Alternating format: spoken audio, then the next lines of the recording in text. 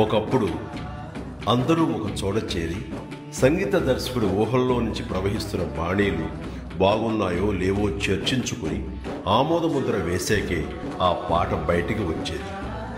మరుగున పడిన ఆ ఆనవాయితీని గుర్తు చేస్తూ మళ్ళీ మా కీరవాణి గారు విశ్వంభర కోసం పాటల్ని కంపోజ్ చేసే ప్రక్రియ మా ఇంట్లో ఏర్పాటు చేసుకున్నాం.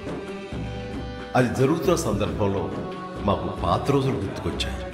ఆపద్బాంధవుడు మ్యూజిక్ కంపోజ్ చేసే సందర్భాన్ని గుర్తు చేసుకుంటూ ఆనాటి ఆ మధుర గీతాన్ని ఆయన ఆలపిస్తుంటే మనసు తీయని అనుభూతికి లోనైంది. దాన్ని మీతో ఇలా పంచుకోవాలని మీ ముందుంచుతున్నాను. Please enjoy.